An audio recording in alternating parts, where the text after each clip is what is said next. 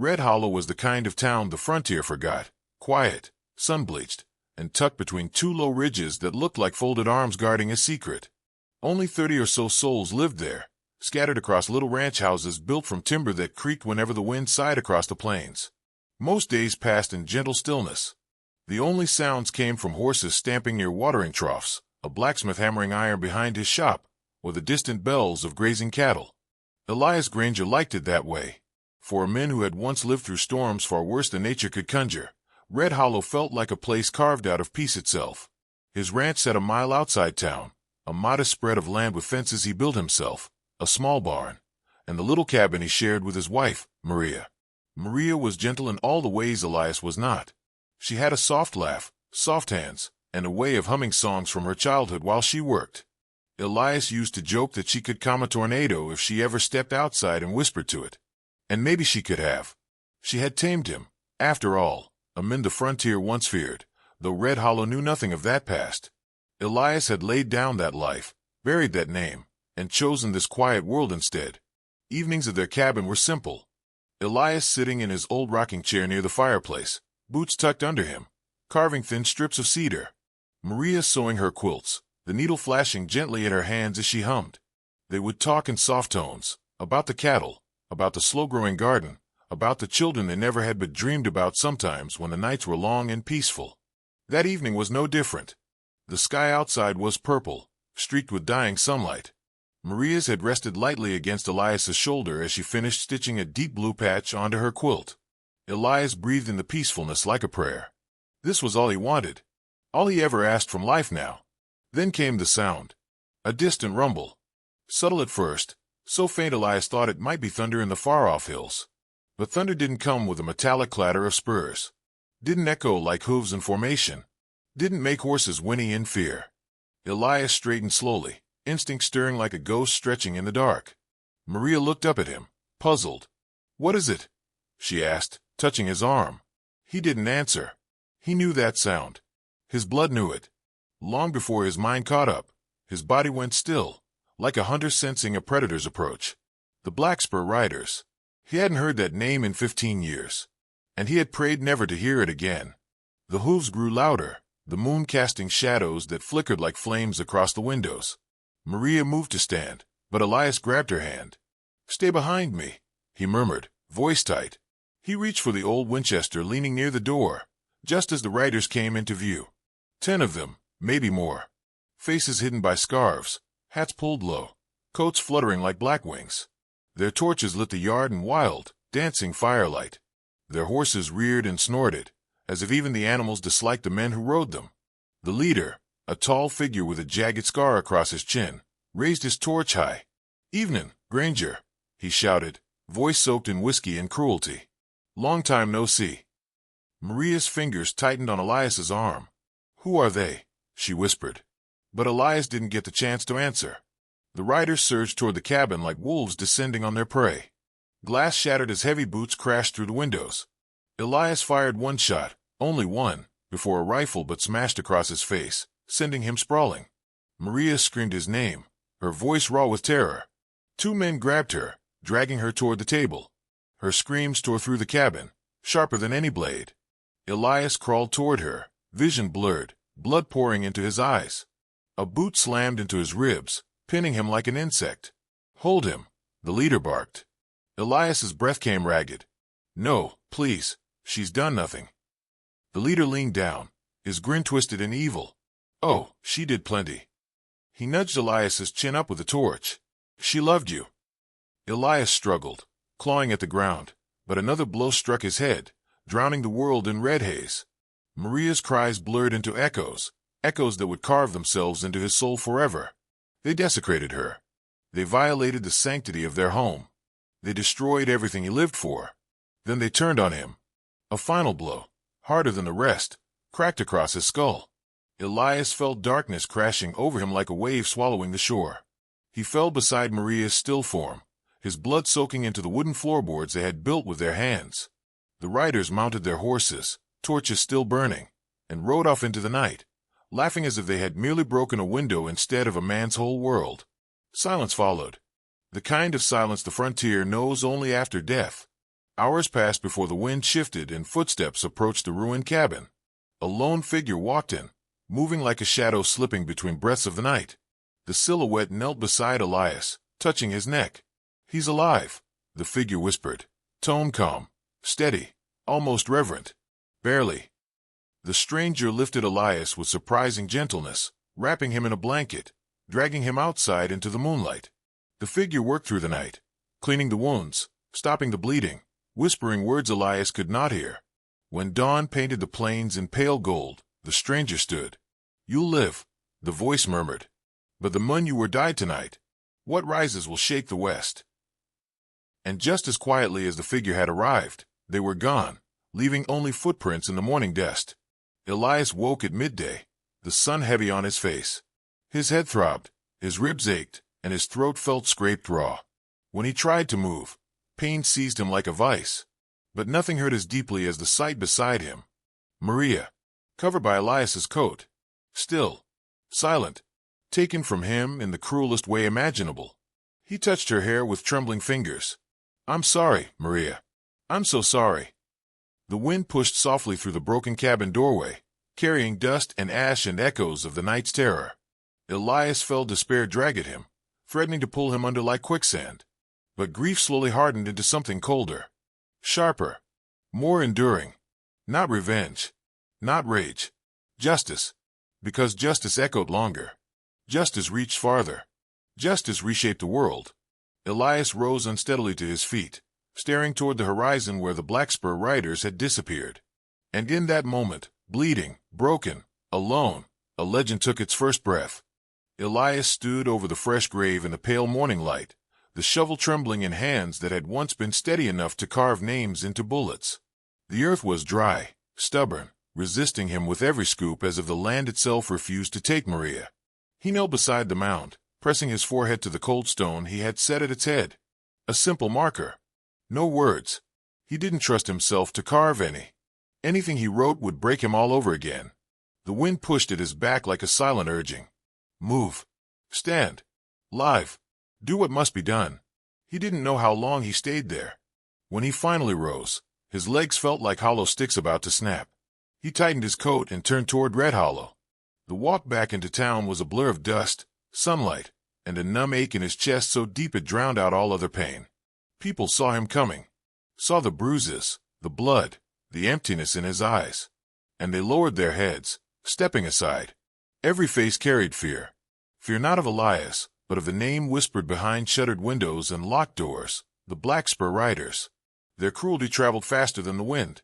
Their reputation had been born in gunpowder and fed by graveyards. Elias stopped outside the sheriff's office, the old wooden sign rocking uneasily on its hinges. Sheriff Dalton stood inside, staring at a cup of coffee like it held all the answers he didn't want to give. Elias stepped in, boots heavy with dirt from Maria's grave. "They came to my home," he said quietly. "You know what they did." Dalton swallowed hard. His hand tightened around the coffee mug. "Elias, I'm sorry for your loss. Truly am. But going after men like that, it's suicide." "I didn't come for comfort," Elias replied. "I came for a posse. Riders. Anyone willing to stand." Dalton's jaw shifted, but his eyes gave him away. Fear, raw and honest. "I can't ask the townsfolk to go against that gang. They'll kill us all. Burn this town to ashes. You know what they're capable of." "So do I," Elias said. His voice carried something new, quiet steel. "I saw it." Dalton looked away. "You're on your own, Elias." A silence settled between them, thick enough to choke on. Elias left without another word. The door swung shut behind him, its echo cold and hollow. By sundown, he had gathered everything he needed: his old coat, the knife he had once sworn never to draw again, ammunition, and Maria's locket, which he hung around his neck like armor for the soul. As he saddled his horse, memories clawed up from the darkest corners of his past, unbidden but unrelenting. There had been a time when men spoke his name in hushed tones, when tracks in the dust meant death was close, when outlaws slept lightly, afraid the ghost of the plains might be the last thing they ever saw. Elias Granger, federal scout, hunter of cutthroats, the man the government used when they wanted a problem erased without leaving a shadow. He had walked away from that life, buried it, chose love instead of war. But the earth had taken Maria now, and the ghost rose again. He rode out of Red Hollow beneath a bleeding sky, the sun slipping low behind the jagged ridges. The land stretched before him, vast, cracked, unforgiving. Dust clouds drifted across the flats like lost spirits. Dry canyons yawned open, their walls darkening with the creeping night. Hours into the journey, he found the first sign of the gang, a burned campsite, embers still glowing like dying eyes. A half-eaten rabbit carcass lay beside the ashes, flies swirling above it in lazy circles. Bootprints scarred the ground, white steps, heavy riders, too many to count. They were close. Elias crouched beside the prints, brushing a finger across the dirt. Still warm. Still fresh. They had passed through here not long ago. He followed the trail west into the rugged country where boulders towered like ancient sleeping beasts. His horse snorted suddenly, ears twitching. Elias stilled. A faint sound drifted through the canyon, dry leaves crunching under steady steps. Not animal. Human. He reached for his rifle. A figure emerged from behind a cluster of rocks, rifle raised, eyes sharp. A woman. Dust-covered. Hat pulled low. Shoulders squared with the weight of someone who had lost everything. "Lower your gun," she said, voice steady despite the tremor beneath it. "I ain't looking for a fight. Just want to know who follows the spur trail." Elias eased his rifle down, though he didn't let go. "Name's Elias." Her eyes narrowed slightly. "Ruth Hargreaves." She stepped closer. The firelight from her small hidden camp flickered behind her, casting long shadows. "My family was taken 3 nights ago. Same devils you're after." Elias studied her face. Determination cut through the grief there like a blade through cloth. A widow, one shaped by fury instead of fear. The kind of person who refused to die quietly. "You shouldn't be here alone," he said. Ruth gave a short, humorless laugh. "I was done being alone the moment they killed my boys." Her voice cracked on the last word, but she forced herself upright again. "You going after them?" she asked. "Yes." She nodded once. "Then I'm going with you." Before Elias could respond, Ruth lifted her rifle and fired in one clean, fluid motion. A rattlesnake, coiled near Elias's horse, went still with a bullet through its head. Elias blinked. He hadn't even seen the snake. Ruth lowered her rifle. "I'm not a burden, Mr. Granger. I'm a shot." He believed her.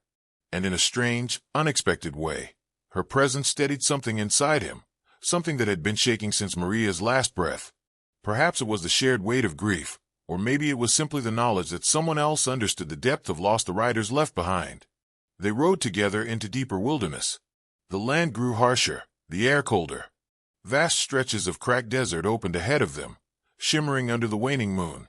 Abandoned posts, old cavalry remnants, stood like broken teeth jutting from the earth. Elias felt memories tug, urging him to look away, but he didn't. The past was no longer something he could outrun. They found another clue near dawn, a stolen horse abandoned near a dried riverbed, sweat still clinging to its coat. Beside it lay a broken spur, black metal, jagged teeth glinting in the light. Ruth picked it up, turning it over in her hand. "Black spur riders," she murmured. Elias took it from her. "They're close.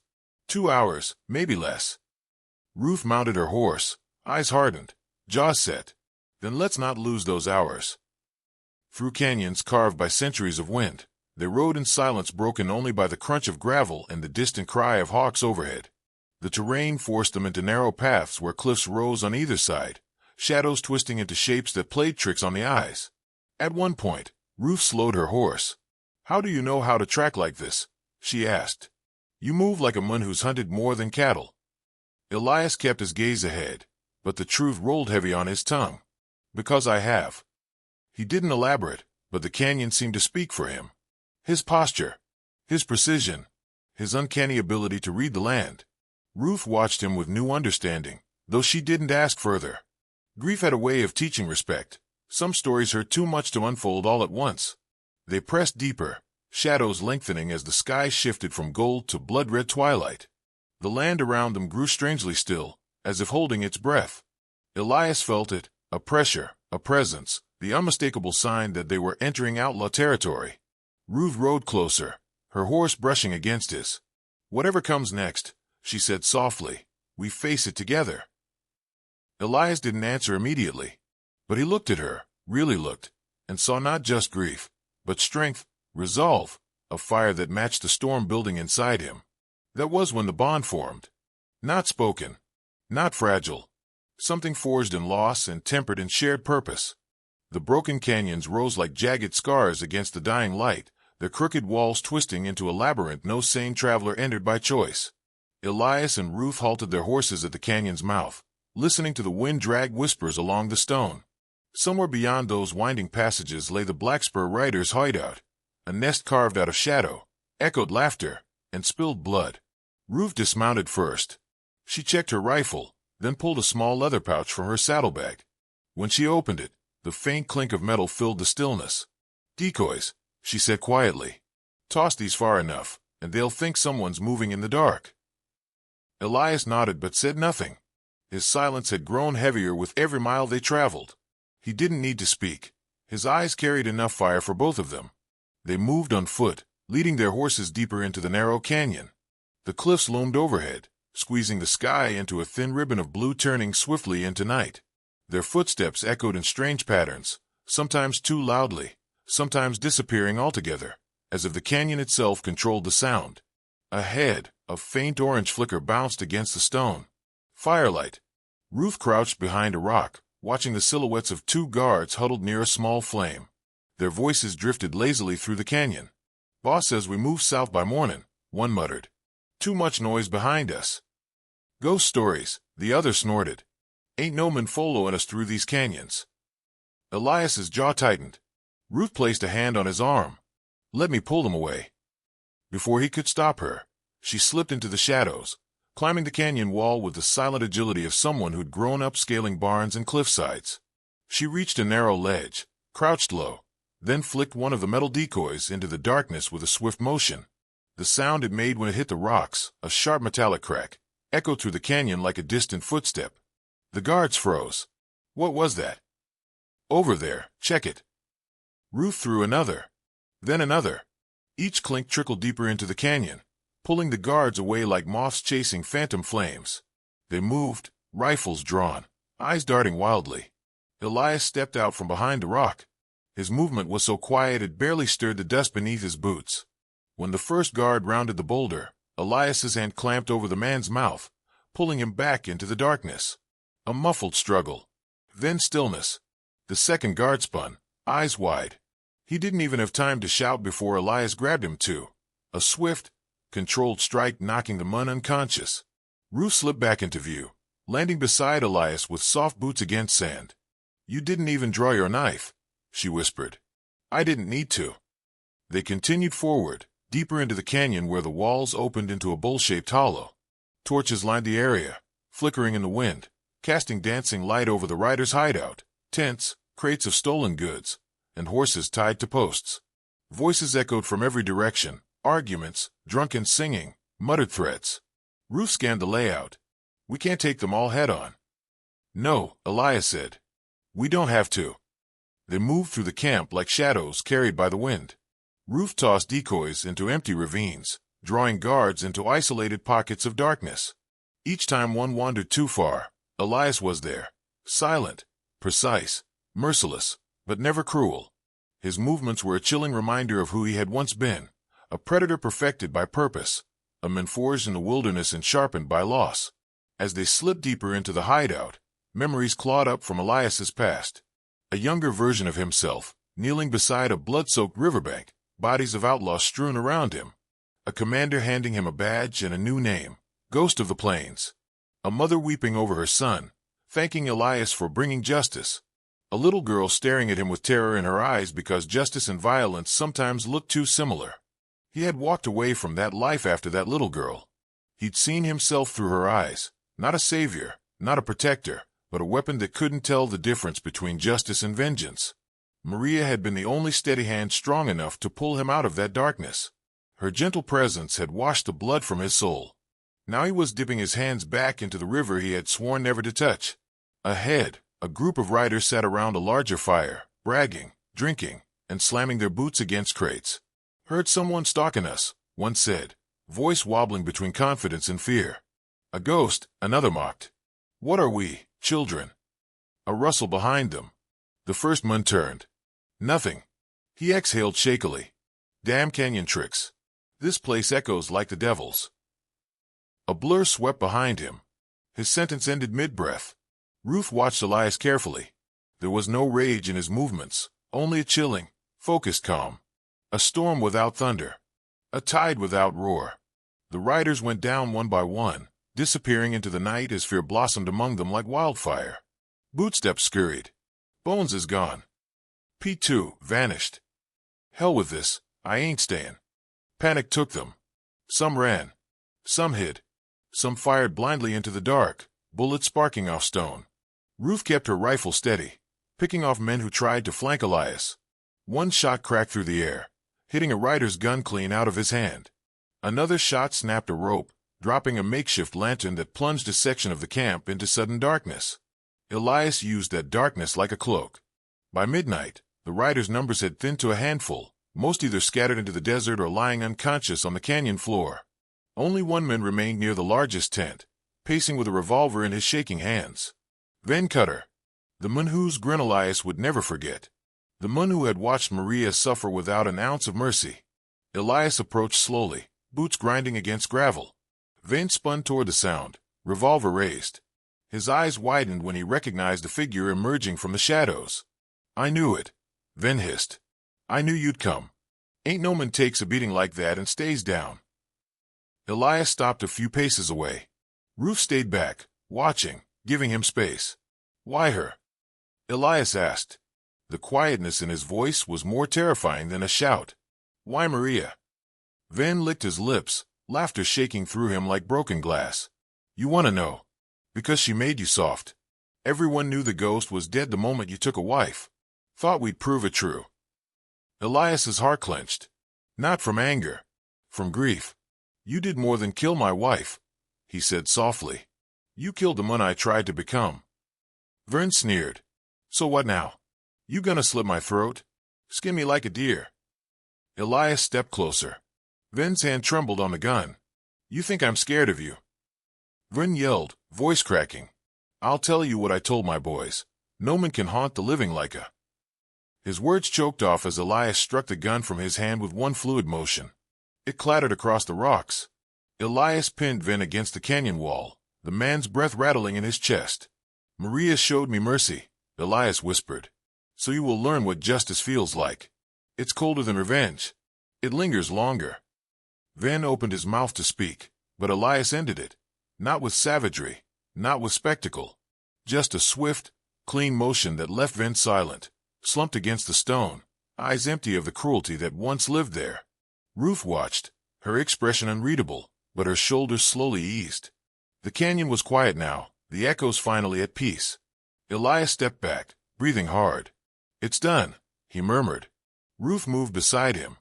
The West won't forget this, she said. Not what they did. Not what you did to stop them. Already, the wind carried faint whispers across the ridges. Stories born from darkness, carried by fear, shaped by awe. A shadow hunter. A ghost returned from the dead. Word count, 1,500 words, complete. Elias left Cutter's Canyon before the sun rose, riding with the slow, deliberate movements of a man carrying both justice and sorrow on his shoulders. Ruth rode beside him for many miles, neither speaking, letting the silence be its own kind of prayer. Somewhere along the trail, as dawn bled gold across the ridges, she reined in her horse. This is where I turn back, she said softly. Elias looked at her, at the woman who had stood beside him in the jaws of death, who had shared her grief and strength without hesitation. She held his gaze with steady resolve. I have land to tend, she said. Boys to bury. A life to rebuild. But what we did, that won't be forgotten. And neither will you. He nodded once, a gesture filled with gratitude more than words could express. She leaned forward, placing a gentle hand on his arm. You gave justice to the dead, she whispered. Now give it to the living. Then she turned her horse and rode toward the horizon, her figure shrinking into the soft morning. Elias watched her go until she was swallowed by distance. When he finally rode on, he rode alone. The world changed after Cutter's Canyon. Not in a thunderous way, no headlines, no declarations, just a subtle shift in the wind, as if the land itself had begun telling stories. Quiet whispers traveled from town to town, drifting across cattle plains, saloons, lonely ranch houses, and dusty trails. Some spoke of a reuter whose face remained hidden beneath the brim of a battered hat. Others described a shadow moving across moonlit hills, leaving no hoofprints behind. Still others swore that justice, long neglected by lawmen and governors, had taken a living form. He helped without asking for thanks. A widow in Dry Creek awoke to find the men who tormented her run out of town, his cabin burned, his gang scattered. A young boy near Silver Hollow told anyone who would listen that a stranger appeared with his father's debts brought killers to their door. In the morning, the killers were gone. A rancher near the Blackthorn Ridge spoke of hearing a knock just before dawn. When he opened the door, a small sack of stolen cattle money lay on the step, returned to him though everyone believed it lost forever. Wherever injustice reared its head, stories followed. He can track a month through smoke. People whispered at campfires, passing the words like sacred scripture. Through rain. Through time itself. He rides alone under moonlit storms, said travelers who glimpsed a silhouette framed by lightning. Some say the thunder follows him. He never draws first, old men muttered outside saloons, but he always ends it. Children gathered closer whenever his name was murmured. Women bowed their heads in silent gratitude. Men felt their spines straighten at the thought that justice had not abandoned the frontier entirely. Most never saw him. A few caught glimpses, a blur on the ridgeline, a solitary horse near the treeline, a figure stepping into the mist before dawn erased him. Those rare sightings only deepened the legend. Ruth kept her promise. She rebuilt her homestead slowly, with hands blistered and heart heavy but steady. Every night she lit a lantern on her porch, letting its gentle glow spill across the fields. People wondered why she kept it burning even on stormy nights, when wind lashed the plains and rain hammered rooftops. When asked, she simply said, "Some lights are meant for those who travel in shadows." Sometimes, on the loneliest nights, she imagined she saw a distant raider pause on the ridge above her land. But he never approached, and she never called out. Somehow, that felt right, like honoring a pact carved in grief and fire. Elias drifted across the frontier like a restless spirit. He never stayed more than a day in any town. He avoided attention, refused payment, and vanished whenever gratitude threatened to take hold. The weight on his soul was not one he wanted eased. He lived with it, carried it, accepted it. Justice wasn't a burden to him. It was his purpose, his last tether to Maria. In quiet hours, he felt her presence in the breeze brushing his cheek, in the warmth of sunrise, in the stillness before midnight. Her memory steadied his hand and guided his path. When he paused at a riverbank or overlooked a valley painted by dawn, he touched the locket around his neck and whispered her name like a vow renewed each day. Months passed. Seasons shifted. Snow dusted the mountains like powdered bone, then melted as spring breathed life back into the plains. Through all of it, stories of the ghost of the plains spread farther, beyond Red Hollow, beyond the cattle states, reaching mining towns and border settlements. Some believed him real. Some claimed he was spoken of only to frighten criminals. But every outlaw who heard the stories felt a shiver crawl down their spine. The legend frightened the wicked not because of what he had done, but because he never left witnesses to explain how. One evening, deep in the frontier's ragged heart, a new gang rolled into the town of Marrow Bend, a place so small it didn't appear on most maps. The gang, calling themselves the Brass Fangs, arrived with torches in hand, their laughter echoing like a challenge hurled at the universe. They demanded money. They dragged men from homes. They terrorized women. Their torches flickered against windows as families huddled inside, praying for dawn or mercy, whichever came first. The sheriff, a man too old for a badge and too tired to draw a gun, stepped out with trembling hands. They beat him to the ground and left him bleeding in the street.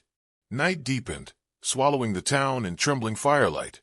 The Brass Fangs lit their torches high, shadows writhing on the walls like demons celebrating their reign. The leader, a brute named Pike, raised his burning torch to the sky and shouted, "Ain't a soul in this land who can stand against us."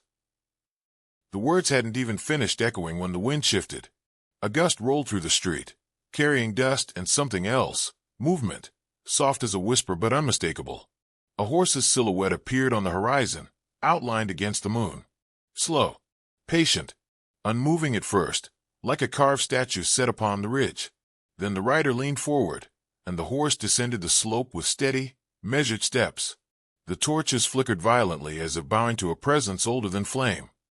Pike squinted through the wavering light. Who the hell? His voice faltered. The lone rider approached without haste, as though time bent to accommodate him.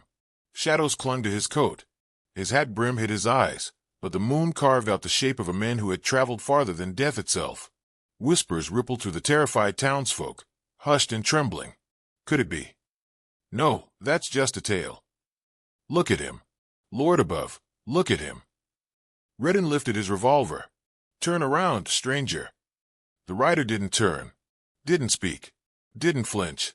And for the first time that night, the brass fangs felt something colder than fear. They felt recognition, as if every unpunished sin in their lives rose from the dirt to greet them.